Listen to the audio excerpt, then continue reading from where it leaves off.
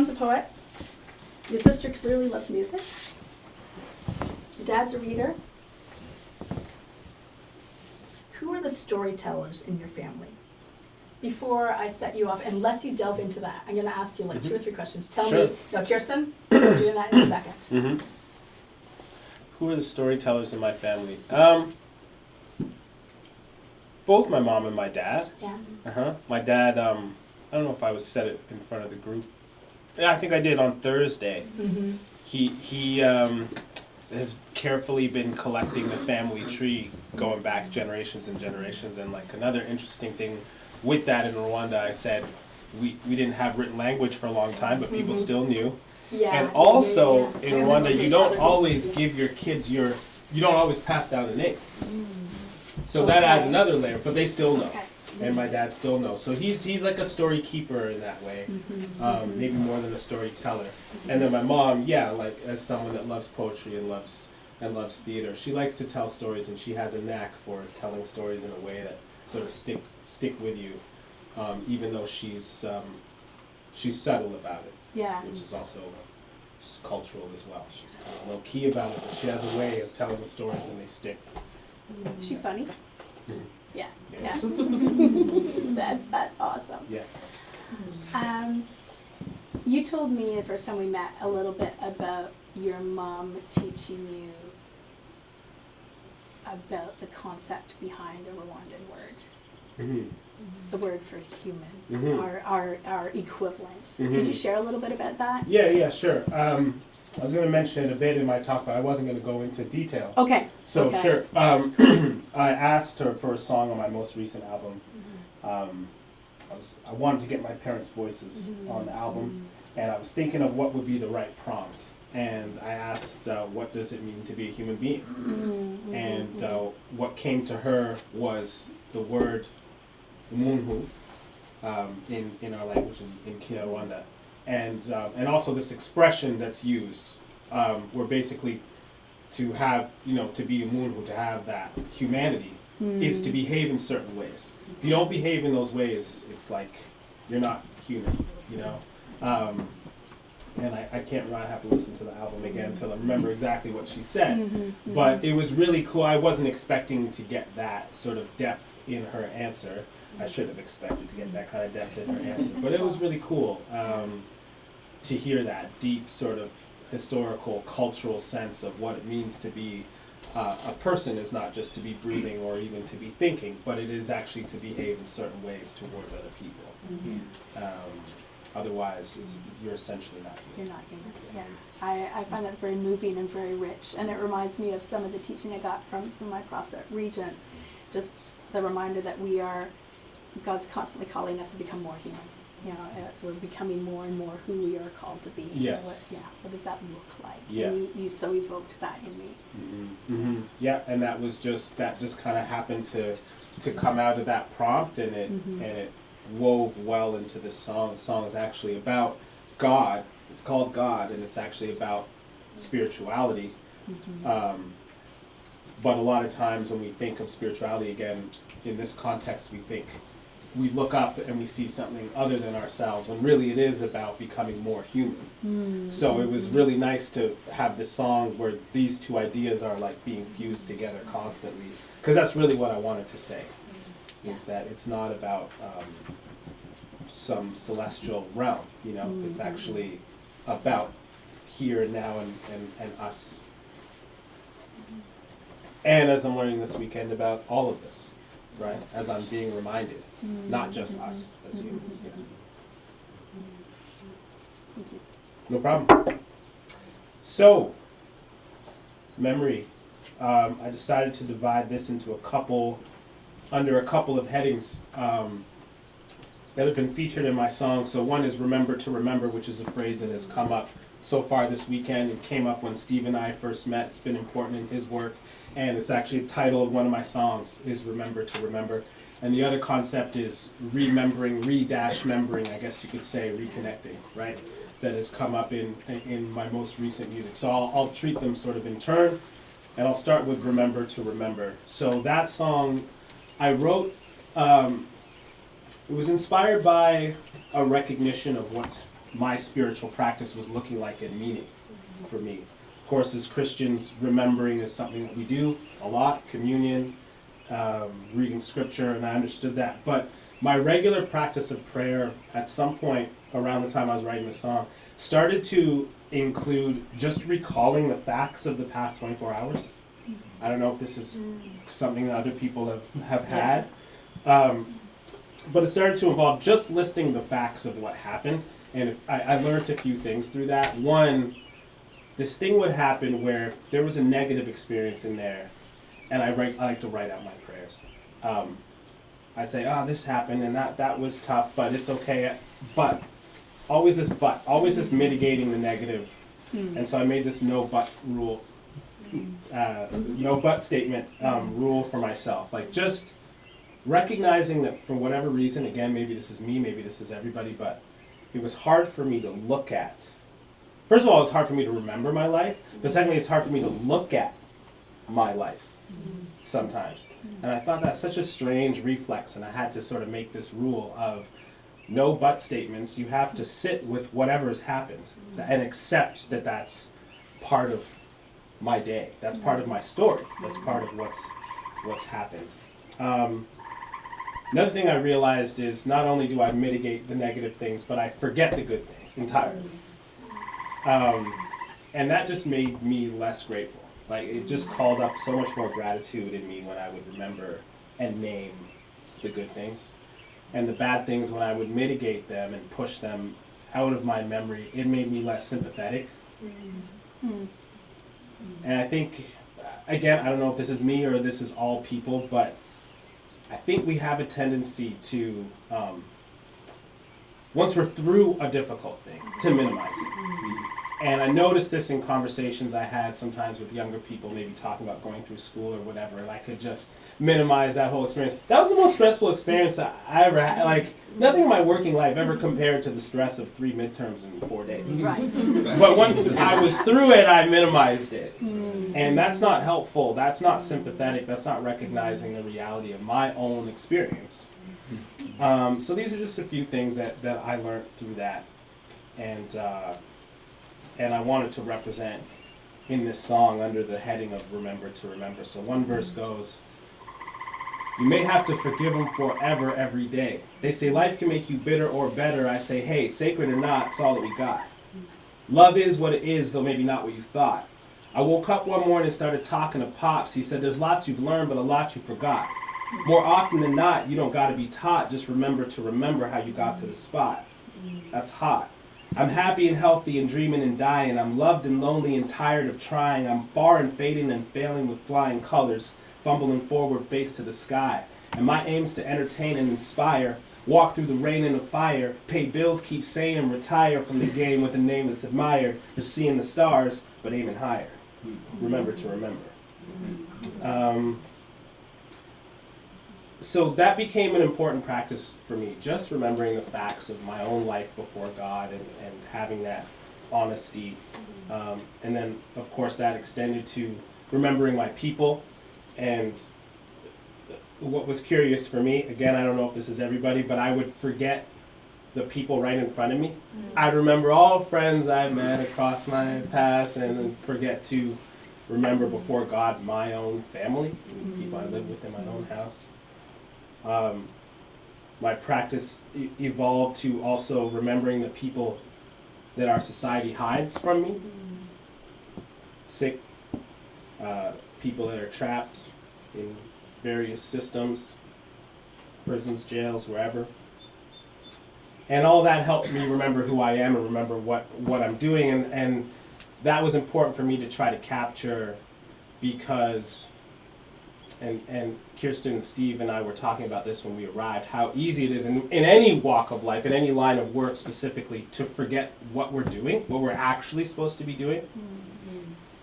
And I was telling them I feel like the show The Wire is really about that. If anybody's seen that show, it's like it goes through these different sectors of work each season, and I feel like it really shows how in whatever sector of work it is, because of all the various pressures, there's like maybe 1 out of 10 people that are actually trying to do the job, and it's the drama of that person struggling against everything and everybody else, right? So, but for me in music, in my industry, to me that's particularly sad, because on one level we're supposed to be like living our dreams and doing our greatest joy every day. But in my experience, most people are really miserable. So it's been a crucial practice for me in my work. And one story that stands out for me on this is, I remember, not exactly in music, but in sports. So Carl Lewis, watched this documentary about Carl Lewis, the U.S. track star, won all sorts of gold medals. And he was talking about, at a certain point in the documentary, 84, 88, when he was really winning everything. And he was going through the hardest time in his life, with all the pressures and everything that was going on. And I'll never forget this. He said, I don't remember those years because they were so hard, and I don't want to remember them. And I was like, wow. You know, that's what you train for your whole life, and you don't even want to keep that memory. It's so painful, or it's been taken from you. And it just stood out to me as this prime example of what can happen so easily to any of us, including myself. So that song, Remember to Remember, has 4 verses. I'll just do one more. And I did it on Thursday night. But it goes, I've never really been one for image or trying to fool the public with some stunts and gimmicks. We gravitate to blunts and Guinness to get the courage to fight the urge in us not to succumb to timidness in this world that's fully overrun with mimics, with a penchant for overexposing guns and women. Few deals, funds is limited. Folks front to get in a game that ain't kind. Everyone's a critic, but this ain't a race to win, it's a run to finish. And as long as I got breath in my lungs to end it, the enemy isn't of flesh and blood, thugs and cynics. We fight fear and pride for the love within us. Remember to remember. On that point. So the other idea I wanted to talk about was remembering, and that became more central for me when I was working on my most recent album that I called Tao. And I talked on Thursday night about some of the inspirations in terms of other texts for that album, but really that album started for me with this image that occurred to me of this very simple image of like a circle, almost you could imagine a cloud in a circle. And the cloud started to break apart into these big chunks, and then each of those big chunks started to float away from each other and dissolve and disappear. And I guess based on what I was thinking about while this image occurred to me, it struck me as this really clear and simple metaphor for the fragmentation of our individual lives and also our society. So the way we conceive of our individual lives as comprised of these different parts, right? Like, this is my work life here, and this is like my family life, and then this is like my physical health. So like, I don't walk to work, I like work, and then I go here and exercise, and then here's my family, and here's these relationships, and so on. And our relationship to nature, another important one, that for most of us in Toronto, let's say, is something that you experience for these 2 weeks a year, you know? Right. And it struck me that all of these things, sort of like this image of the different pieces floating away from each other and dissolving, each of those things felt very much under threat, right? Work getting increasingly precarious and scarce, and the environment, everything that's going on with that, and interpersonally, socially, democratically, we seem to be dissolving, right? So that album was really about fragmentation, but it also about, I always want to have some hope in my work, so it's also about the possibility of reconnection and what might achieve that. What could that look like? And my gut instinct was that our remembering involved remembering. That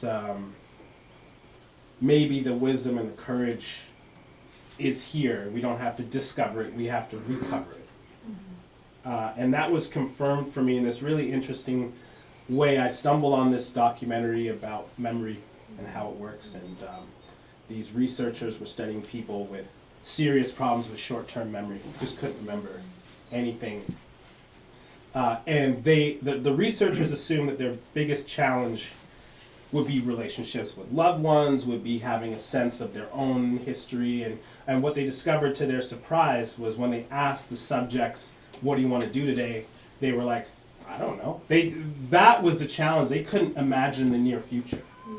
And it struck me as like, oh yeah, this is us.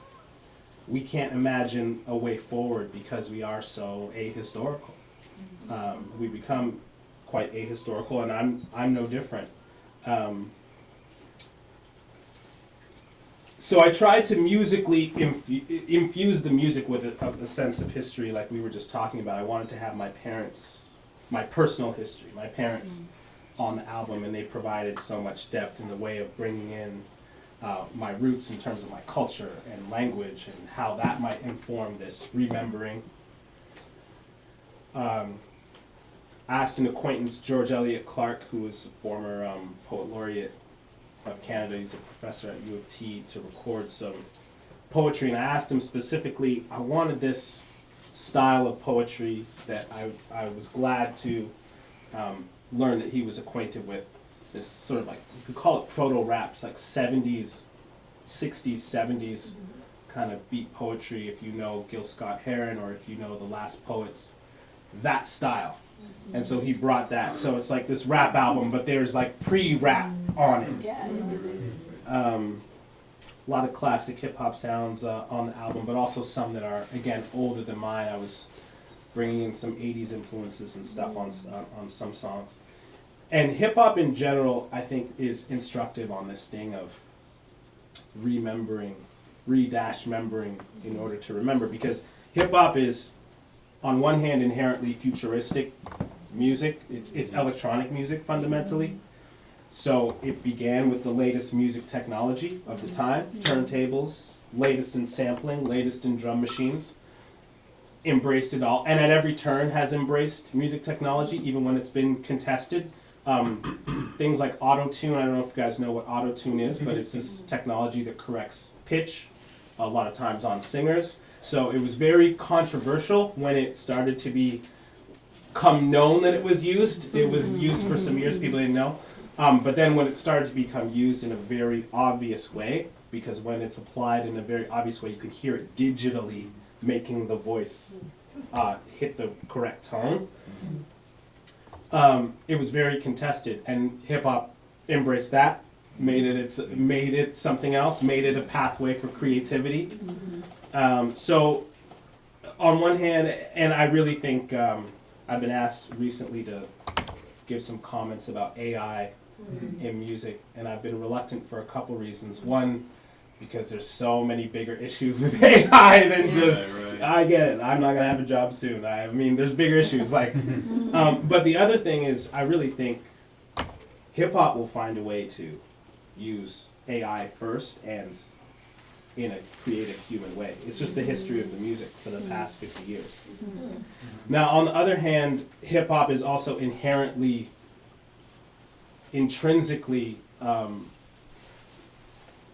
rooted in history and based on history in a couple of ways. One, because it started with DJing, and DJing is just playing the history of recorded music. So hip-hop DJing, even more so, is about remembering pieces of history. If you go see a hip-hop DJ anywhere perform, what they'll do is they'll play the latest song. They'll play the song that song samples. They'll bring in another song that's kind of adjacent to that in the timeline, maybe a few of those. Take a lyric from that song, repeat that, bring in another song from another era, another place, another time that uses those same words, jump over there. So because hip hop is based in DJing, it's really fundamentally about history. And then sampling, which is also the root of hip-hop, which is taking a piece of recorded music and repurposing it. It's also all about history. And traditionally, rap is made in a lot of different ways now. But traditionally, if you're talking about sample-based music, you're literally talking about building a top history. So the foundation of the song is this piece of history, and then you're adding something new to it to recontextualize it. So there's lessons there. There's also lessons there as far as what I'll call recombination as something that is, if not the same thing as remembering, it's definitely adjacent to it. And recombination is just taking two things that already exist and combining them in ways that they haven't been done. And when that's, I tried to do that a bit on this album. There's one song called Work that is, it's a sort of a prog rock sample. And then we added some very 80s hip hop sounds to it in terms of the drum machines and the rhythms and the scratching. So, and then another song, Storm, that really, I can't even tell you all the genres that kind of go into that. So I tried to also infuse the album with this remembering in terms of recombination, but when it's done powerfully in music, and that's not just a hip hop thing, but I think of an album from 2007 or 2008 by Kanye West called 808s and Heartbreaks that is also a real landmark work of recombination, because that took hip-hop and hip-hop at a time when it wasn't fusing that much with other genres, and he made the first rap album, you could say, that has no rapping. But it's very much a rap album, and it really fused hip-hop and kind of 80s new wave pop and dance music. And the reason why he was so successful with that is because he comes from that hip-hop history, DJ sort of mentality, record collector sort of mentality. So he understood the shared roots of these genres that, you know, to most listeners are super disparate. To him, he's like, no, there's all these shared roots. You know, new wave was also inspired by, you know, krautrock. Hip hop was very inspired by krautrock. Like, there's all these shared roots. And in terms of creating a new path forward, that album is considered a really important album as far as opening whole new avenues for hip hop and all of music, an entirely new path forward for all of music. And for hip hop specifically, it added these pathways to expressing a whole other range of emotions and ideas, because genres have their limits and they are better suited to expressing certain emotions than others.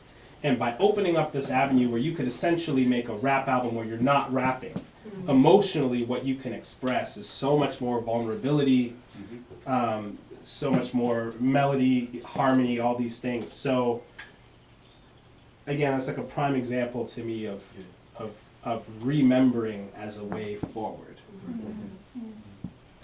And the last thing that I'll say is, as I was working on that album, Romans 12 was a big, something that I read almost every day to remind me of what I was trying to do with the album, and also very much just on a personal level. It was a very encouraging idea in Romans 12 that we are one body made of many members. And this is how we are supposed to function and think of ourselves, and there's a humility in that. And that was just a huge inspiration as well. I want to make sure that I mention that. So, I'll do the last verse. I told Kirstin I'm not going to talk long, and I think this has been like 20, 30 minutes, but I'd love to, you know, have some question and answer after that. My performer instinct struggles with like talking at length with no music behind me or lights. It's like the sense that It's a sermon. I guess it's a sermon. But I'll do this this is the last verse from that album. Or this is part of the last verse. Because the whole last verse is it's about 6 minutes long, so I won't do that. Now fear's the climate, the mood's violent, truth silent, since they made the news bias by saying stations should be free to spew lies and not have to broadcast peer-reviewed science. And free to sell anything long as you'll buy it. They give less youth guidance to make more schools private. Here, in the land where the richest dwell, sick as wealth, heaven but we sick as hell. Sick as health. Emotional sickle cells now the new normal. So as far as who is and who isn't well everyone's too sick to tell. Let's lift the veil. Bell hooks on my bookcase. Kirstin Bell, I'm in a good place with what's written amidst the shelves. Inspired speech. I'm just trying to apply the teachings I've acquired reading tales of liars, cheats, and admired leaders. The Irony is being down in the mire deep might actually help us reach the higher peaks. So even while it all sounds entirely tire screech dire, bleak as a secret diary by the wires, police or fire chief, I'm still believing more than ever in forever, in together, in a better world. Be for Vendetta girl in that cell with the letter. I remember the rush of seeing we as a body and remembering us from parts dismembered to peace when we re-enter and touch, when we remember, reassemble, recentering trust. That's what's up. Low-fashion Canadian style, but I was blessed with this radiant smile, so come and stay for a while. Pray for the child with the soul and the sound to stay devout until that hole in the ground. But no more holy than thou. Want us to be whole and holding it down. No control in the future, but we could take hold of the now if we don't throw in the towel. Or go with the crowd, decide. Before we bow, close the show and be out. Tap. Thank you.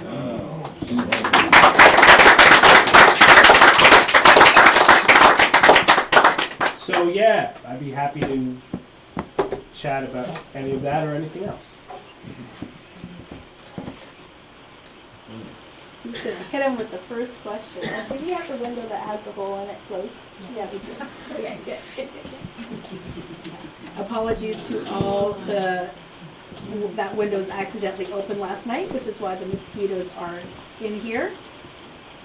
And just keep on eradicating them for us, and hopefully there'll be none left.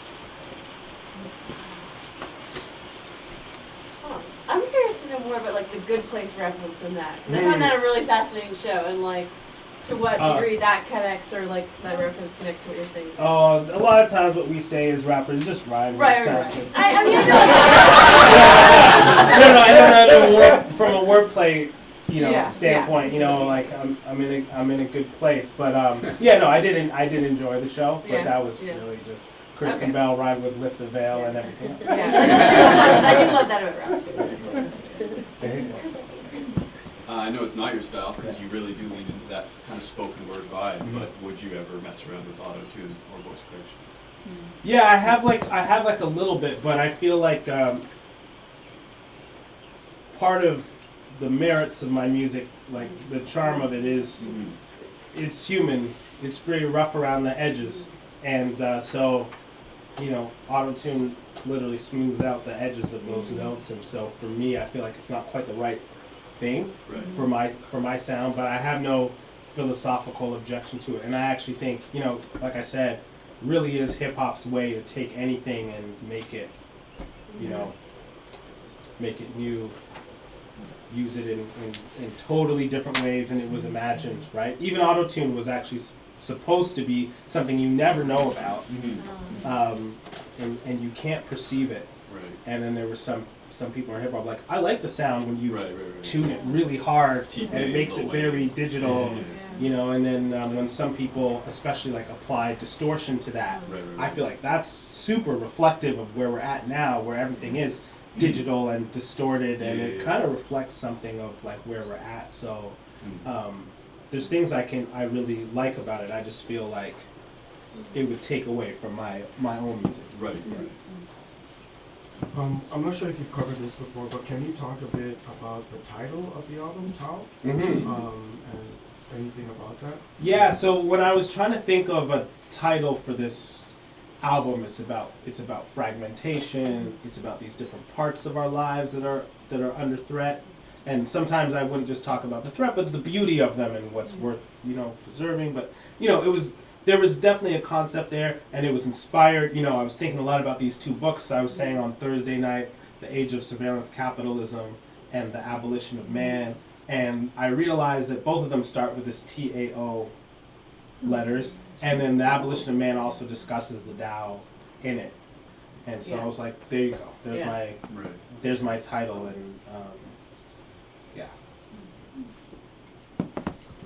It's less a question, more of an observation. But thank you for all that. That was fascinating. I'm especially interested in the way that you talk about rap and hip hop as being all these layers of other artists. And it occurs to me that kind of like Kirstin, when you introduced, you talked about. I interrupt him occasionally. Sorry, you talked about Lewis and Tolkien, kind of referencing George MacDonald's images. And as a writer, like that's something we do all the time. We're always referencing other people.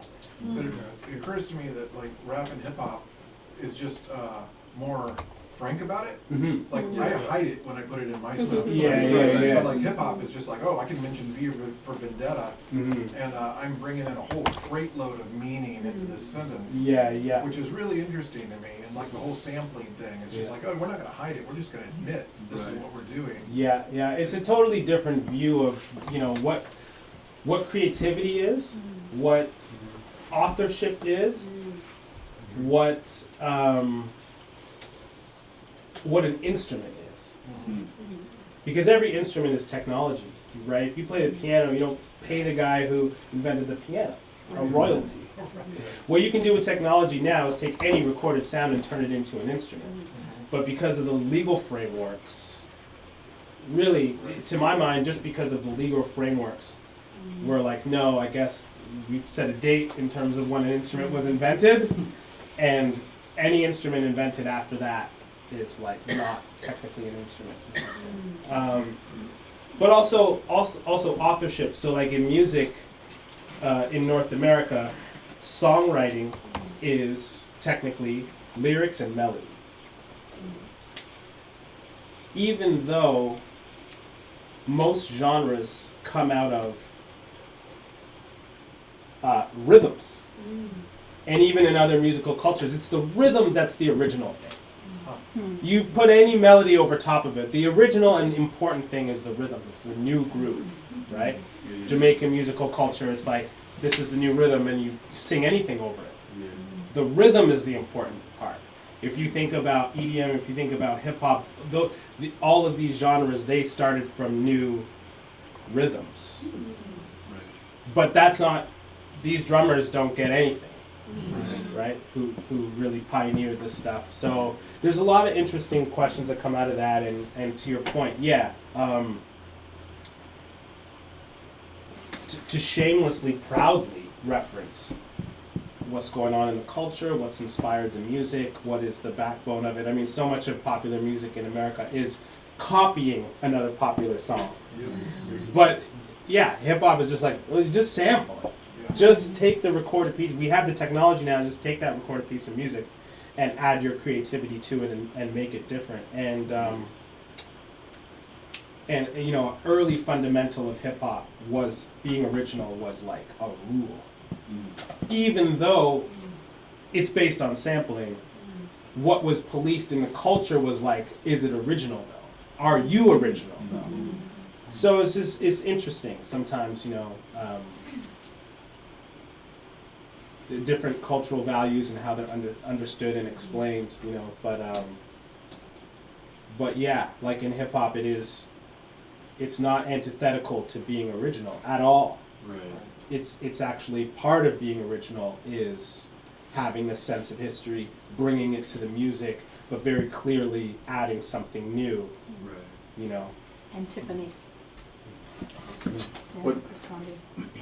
What are your thoughts on, I mean, just to kind of expound upon that, the attack on the hip hop artists Yeah. For the sample Yeah. and the policing of them, Mhm. and of course the sacrificial lamb in it was De La Soul. De La Soul. Yeah. And then you think about them, and then now you go to Alan Thicke and what's his name? Something in the water. Yeah. Robin Thicke and Ed Sheeran, was it, that got sued No, too? Or, well I guess he did too, yeah. but Pharrell. thank you. Pharrell, Yeah, he has a big thing he does in Virginia Beach called Something in the Water. That's right. Yeah. That And festival. so anyway, what are your feelings on those? Yeah. On that element. Yeah, so again, I think a lot of that comes down to the legal frameworks, and really that's a kind way of saying the money, right? Mhm. Yep. So De La Soul, for those of you that don't know, they made an album in 1989. It was right when I guess the music industry was coming to understand, I guess, the power of hip hop music and how popular it was, and also how many samples are being thrown into the music, right? And at that time, they were making music with really this interesting collage-y way of using samples. A song might have 20 different samples coming in at different times from different angles and creating something beautiful and new. De La Soul made an album called 3 Feet High and Rising that, you know, really changed the world in terms of music. It was hugely popular in Europe, hugely popular in North America, brought this whole other color to hip hop in terms of this sort of playful, hippie, Joyful. joyful, Yeah. you know, energy that really changed music and influenced a lot of people. Mhm. But that music itself was pulled from, the shells pulled from streaming, most famously. Mhm. It just arrived on streaming a few months ago. It was never on streaming or available Oh, it for did? download. Yeah. It did, finally did. I didn't Oh know wow, that. 'cause I still have the original album. Yeah, there's no other way. No other way, because ostensibly it wasn't original, Yeah. even though it was actually so original that it inspired this whole new wave. Yeah. So it's really sad, and a misunderstanding of fundamentally of what creativity is, what imagination is, what the way forward is. It involves remembering, not trying to constantly pretend we're doing something new. So they were definitely the sacrificial lambs, and now we have all of these, you know, really wild court cases too. Like, and which isn't to say that, you know, of course, authorship's important, rights need to be protected, but creativity needs to be protected. Yes. Yes. That's supposed to be the point, Yeah. is to protect creativity, not hinder it. Yeah, because that, I mean, as it affects the music world, the Yeah. art world, we are just as equally, Yeah, you know, yeah. watching it. Because Yeah. you think about the famous Obama poster Mhm. that was created by Shepard Fairey. Mm-hmm. He got sued for that. Mm-hmm. We think about, there's another guy, no relation, named Richard Prince, who went down to the Caribbean, took photographs of people. No, he took the photographs of another person who did some photographs in the Caribbean, and he went put them onto Photoshop, and he Yeah. kind of reworked them. Yeah. They freeze this stuff Yes. and all the assets that were acquired from it at the gallery in New York, and just nixed that whole series, Ye- took it off the walls. Wow. And then the Andy Warhol Foundation, Andy Warhol built his entire career off of that because That's that was pop art. That's right. Right. You know, right, so right. we as visual artists are just as attentive to what's happening in the music industry because we know these same kind of laws and litigations and all these kind of things are filtering to everything. That's right. That's right. And it's blocking the path forward, right? Uh-huh. That's Yes. what people think. It's sort of protecting history, but it's actually just blocking the path, the path forward. Ed Sheeran just won a case recently where he said if he lost this case, he was going to quit music Right. because he just didn't see a way forward. Wow. If you can't be inspired by music, the past, Yeah. there's no way forward. Wow. So it's like lying to, it's both not participating in what we're supposed to be participating in, but also lying to ourselves. In literature, well, it's the lie of the futurists in the beginning of the 1900s was that we can create something unique, something new. Nothing comes from nothing. But there's this like, we can be our own unique persons. And this movement in literature was at that point in time facing that same thing. This concept that we can create entirely unique literature, which led to people hiding their influences because it's lying. We know that none of us Yeah. are Right. unrelated to something, people, persons, places, things. These shape who we are. So prior to that, in literature, people never put footnotes. George MacDonald's constantly quoting stuff, lines from other authors without saying that he is. Sometimes they're in quotations, most of the time they're not. Even we get to Lewis. I mean, heck, Oswald Chambers does that with George MacDonald, and In My Utmost for His Highest. It's got George MacDonald all through it. But that was how literature worked through the ages very intentionally. And it wasn't we are, I'm nabbing this from him, nabbing this from him. Instead, it's this scripture informed attitude towards literature that we are in conversation with the voices from the past. Yes. And what is unique and new is I'm bringing my voice and all the relationships that I've had to Coleridge's voice, Yes. to Lewis's voice, to Milton's voice, to Dante's voice, and all the experiences they have. And out of that comes something new, and that's Yeah. the creativity, right? Yeah. This antiphony that we are called into. And so it's deeply Christian Yeah. to be referencing others. Mhm. And this like saying, oh, that's like we shouldn't be, is both delusional but also really wrong. Yeah, it is, and you know what I think is interesting too. Like I said, is within hip hop, the originality thing was always policed Right. Mhm. Right. strictly. Yeah. You know, Mhm. no, you don't. Oh, you're doing his style, not cool. Right. You're doing her style, Yeah. not cool. So we do recognize originality, and we care about originality. Right. You know, Yeah, it's you have to do your own voice. yeah. Stop we're- biting. Stop biting. Stop biting. Stop biting. That was not, you know, it was not cool. And so it's not that there's no concern for that. There is absolutely concern for that. Yeah. Again, moreover, than pop culture references that were pointed out as well, there's rappers directly reference each other's lines. Yes. Government cheese, Grey Poupon. That's right. Like, you know, the 25 letters on my dresser, yes sir. Mhm. Have you ever made any direct quotes or allusions to other songs? Oh yeah, all the time. Yeah. All the time. There's a song that I quoted. There's a song I did a verse from on Thursday night, and the name of that song is Fam Jam, and the chorus is a Jay-Z quote from a different context. Okay. There's a song where he says, "Not bad, huh, for some immigrants," and he meant something different, but I was like, "Oh, that's cool for this," you know. And I know that a lot of my listeners will clock that and see, oh, that's been recontextualized, and Right. yeah, definitely, you know, because that's part of the culture, that's part of art, Yeah.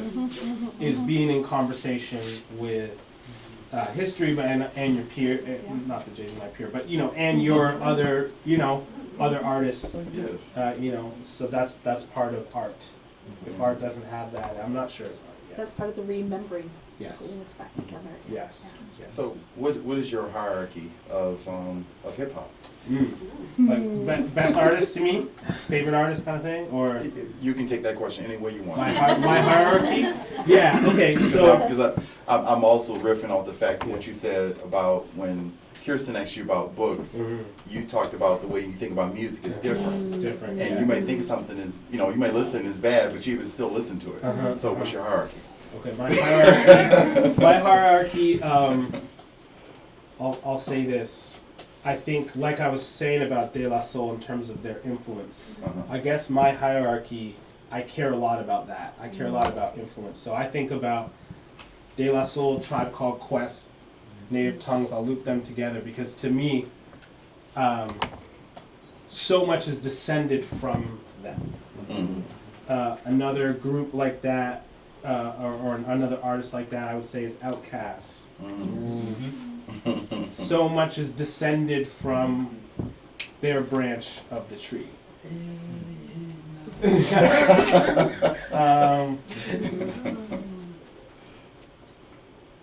I'll probably put Jay-Z in that category too. A lot is descended from him. That's what I think about a lot when I have a hierarchy, is I think of how much Q-Tip from A Tribe Called Quest, when we were making Hip Hop Evolution, this series about the history of hip hop, he was the only interview I was nervous throughout the interview. Everybody else I had a healthy nervousness before. You should be nervous. He was the only one I was nervous for throughout, because I just realized when I was in his presence how much I owed him. I owed my whole career to what he started, and his influence stretches, you know, through hip hop and even outside of hip hop. So, yeah, he's there. I think just kind of an observation and then a question, but I think the kind of, for me, the most beautiful symbolic element to hip hop to all of this is like, you guys not only reference each other, but in like, you'll just take a track like Dead Presidents, and Jay-Z's version of that, way different than J. Cole's. He'll just go, okay, here's a track or a beat, put your own spin on it. There's no ownership there. Yeah, And that's what I really like. His narrative, when you think about it, we do the same thing. The resurrection narrative is in most major like films. Yeah. It's just a different director or production designer or whoever putting their spin on it. Mm-hmm. But with the copyright stuff, I guess my question is with in the style of, I think is the biggest thing with visual art and in music right now, when the AI are generating like a Kanye track in the, or this song in the style of Kanye, and it can really emulate it kind of grossly closely. And and then for the art stuff, it's, they'll say, oh, in the style of this painter, and then some of the AI will even like unknowingly put the signature of that artist at the bottom, because it's just pulling from past data points. So are you hopeful for the future that there will be kind of landmark cases to protect against things that are like directly being ripping off in the style of so and so. Yeah, because there is such a thing as ripping off, Yeah. for sure. There's a couple things that I don't know, so one thing is, of course, AI can do, let's say I was making a Shad album. It can make what I have made in the past, but can it make what I want to make next?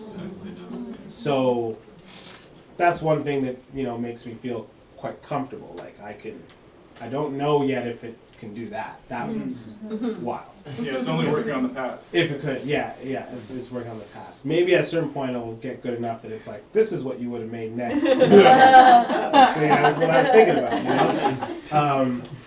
But until that point, I'm not terribly concerned. And then in terms of like the laws the way the laws have to evolve, I guess there's a few things for me. All of this is trained, first of all, based on like our data. So we should all get to benefit in that way, somehow, right?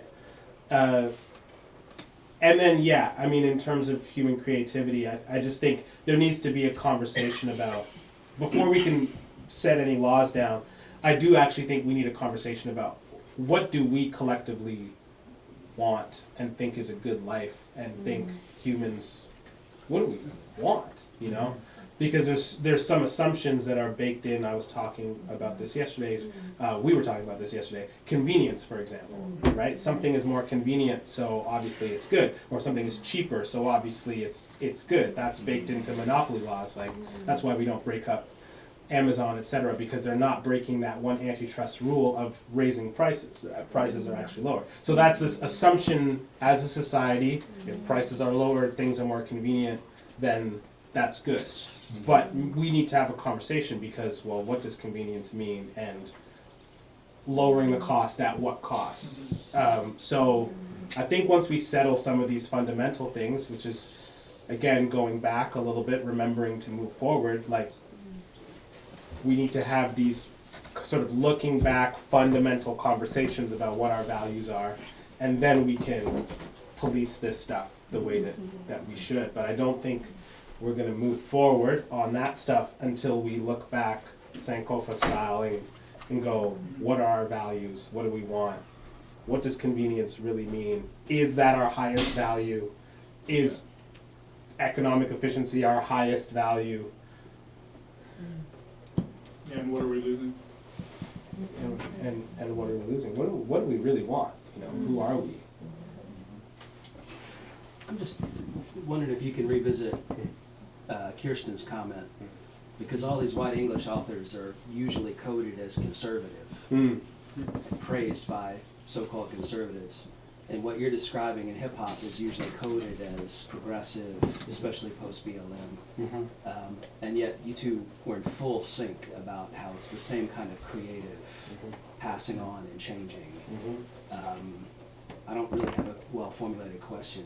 Clearly, though, it's about race, it's about the kind of mendacious way that we code culture.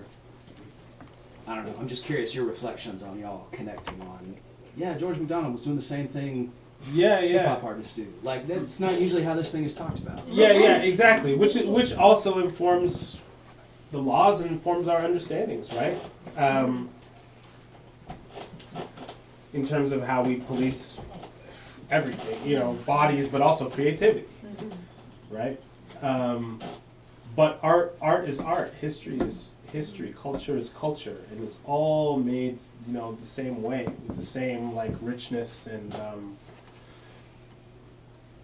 But all this stuff is, it infuses everything, right? That's a thought. I'm thinking of that too. And it's beautiful that Kirstin brought that in, because the other element I think that hip hop has faced from its inception is its value, is its artistic value. Yeah.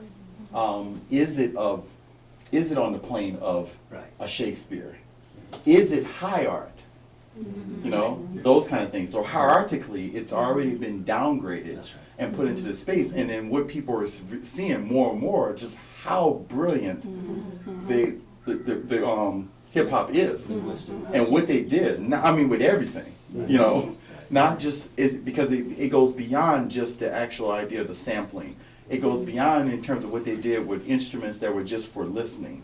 It goes beyond with them just taking their bodies and making sounds. It goes beyond them taking the kind of speaking to dozens on the street and how we rib each other and how that is a major part of it. It goes beyond the way in which it's about talking about all these kind of cultural things that are dissimilar and finding those interconnectedness of it. It is some extremely high level thinking going on, and it's not respected in those ways. You know, then a thing like Hamilton comes along, and people got a little different respect for it. And one thing that's critical about the arts, it loves nepotism.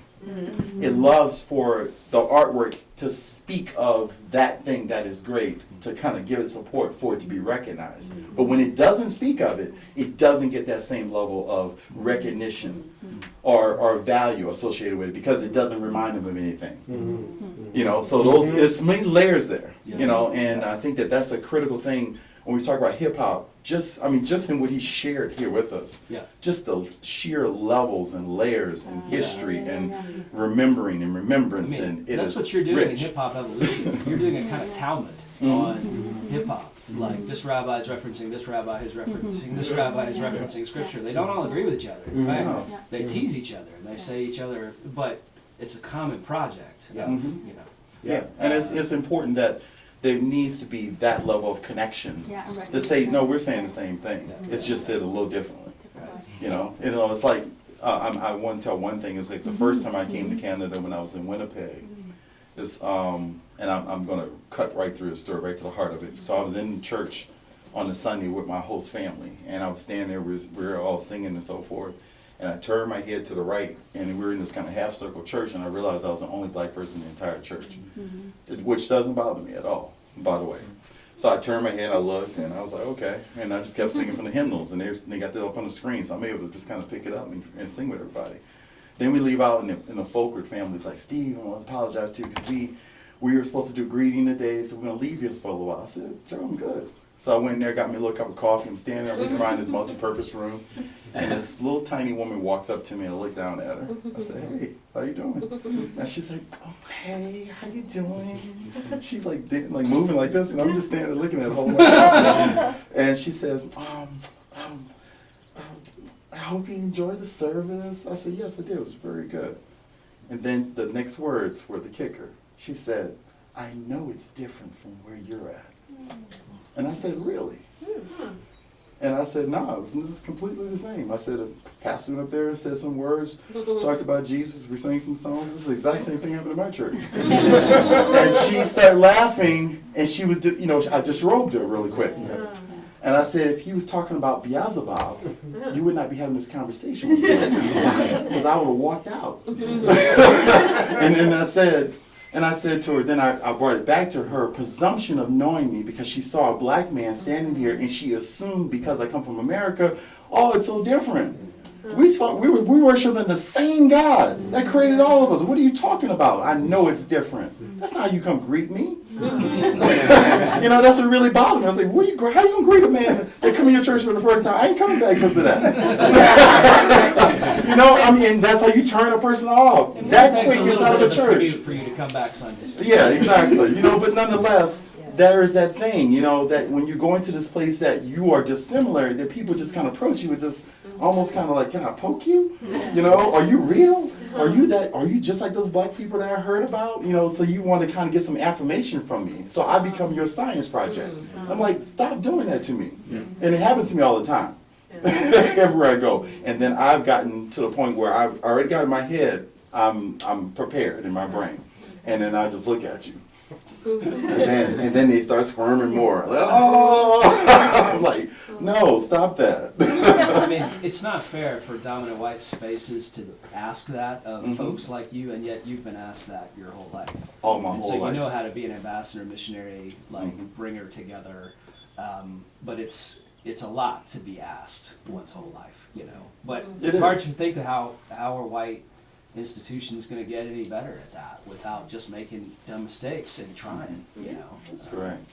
He's got one representation. Yeah, like I found this decomposing hip hop and rap and all the nuance to be incredibly brilliant, and it's been a time of just the past few days, incredible learning for me. And when you position learning and my own ignorance about rap music and remembering to remember when I'm just learning for the first time, and you encounter people who have this reductionist or understanding of rap music that's based on racist tropes or what have you, like some people do.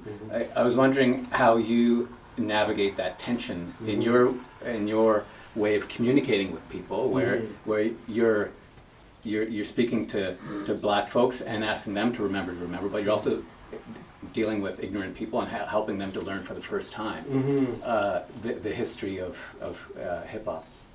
You know, for me, it's like I don't feel tremendous tension. I'll tell you why. Because I'm so proud of hip hop, and I know how incredible and sophisticated it is. To me, if someone fails to see the merits of it, I mean, It's their loss. it's kind of on them. You know, I remember in high school we were studying poetry, and the teacher brings up whatever poets had brought up. I read a poem, and I was like, "This is nice. This is nice. This is a nice poem." And teacher would be like, let's analyze it. Let's look at it. Yeah, I understand it.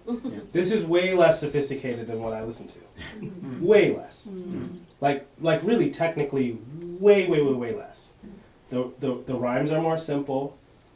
It's way less dense in terms of poetic devices. It's way less dense in terms of references. I can scan this poem. I can appreciate it. I like it. So so to me, there's no tension. There's like I can take in. Look, I was talking with the other album about I was reading this work of history. It came out in 2018. I was reading this work came out of England in 1942. Two technically, right? 43. Yeah. I can appreciate those, and also I know. To my mind, for a fact, Kendrick Lamar is the best recording artist in the world. There's no comparison. I'm positive Paul McCartney or any buddy that's on the sort of rock greatest albums ever recorded will listen to a Kendrick Lamar album and say this is way better than Sgt. Pepper's. It just is. Of course it is. It's 60 years later, and the technology is more sophisticated. Music has grown and expanded in many ways. Of course it is, technically speaking. So and I feel like hip hop has always had this pride of just doing it, staying and moving forward. And people make fun of sampling. Okay, well, you'll get it later. Now every genre of music uses samples. If Quiet as Kept, any country music song except for stuff that's really trying to be roots. Anything that's modern that's on the radio, they have to layer the live drums with samples, or else it just sounds strange to our ears now. All this technology has been embraced by everybody. Hip hop just did it first.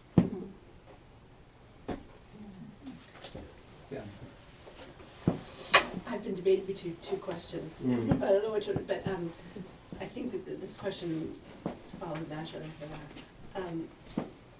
This whole conversation, how does it relate to the debates over appropriation, the cultural appropriation? So when inspiration and borrowing and references happen across cultures, between races, what do you think about that? So my view is I was saying on Thursday, one great gift of hip hop is this really sort of agnostic approach to playing and listening to music. So hip hop DJs would play everything, anything that was funky. So some of the seminal important records in the history of hip hop range from Billy Squier, Big Beat, to obviously James Brown, to certain disco records, to Aerosmith, Walk This Way, to, doesn't matter. The drums hit, the groove is good, the dancers want to dance. So all that to say, hip hop understands that culture is meant to be shared. And that's a beautiful thing. And it came out of, if you think about the very beginnings, the Bronx, which was a very diverse neighborhood, mostly black, Latino, but like diverse. So a lot of the early important hip hop records you'll hear sampled to this day are by incredible bongo bands, stuff that has a lot of Latin percussion, because so culture is meant to be shared. Hip hop always understands that. To me, there's a couple of things. One, who benefits when there's the sharing of cultures? Because how it's played out in North American society and a lot of the world for the last several centuries is white people benefit when culture is shared, and the cultures that they don't benefit. So there's that. The other one, to me, the big one, is it good? Is it good? Right? Like, some white rappers are good. They're good. So you're good. Some are bad. Right? And part of why some are bad is because they don't have the respect for the history. They don't do the remembering. They don't study.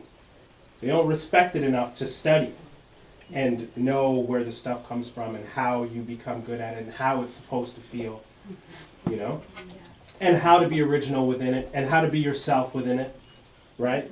So are you good is another major thing. Major thing. Almost first, but also who stands to benefit. And so the being good is not about cherry picking from that cultural tradition, but really understanding the roots of it. I think it's hard to be good unless you do your homework, and like the best artists of every shade, it's music is play and it's work. And the best artists, like, they work, they study, they know. And they know, like I said, most importantly, they know how it's supposed to feel and how to be themselves in it. They're not just doing some carbon copy, because again, within the culture, we police that. That's not original. That doesn't feel right. That's not you, or. So to me, that's how I see, the appropriation. It's like hip hop is fundamentally about all genres, and but it's how you do it. And if you are a student, if you study, if you remember, then you'll probably create something new. And it can only enrich creativity when There's no other way. We're learning and borrowing from across those cultures. Like that should be enriching. That should not be a roadblock to creativity. That's it. It has to be done. I think the appropriation conversation is important because we need to talk about who benefits, and we need to talk about originality and inventiveness, and are we moving forward when this is happening or not? Well, it occurs to me too that like the appropriation becomes a negative thing when it's a shortcut around creativity. Yeah. As opposed to a means to it. Does that make sense? That's it. And a meaningful, respectful engagement. And so I've always looked at it through those two things, who's benefiting from this cultural exchange, and is the cultural exchange producing something new, or is it just producing something derivative and just a shortcut to some money or something? And we will come back to more question time, Steve. For now, Shad, thank you so Cool. much. Thank you.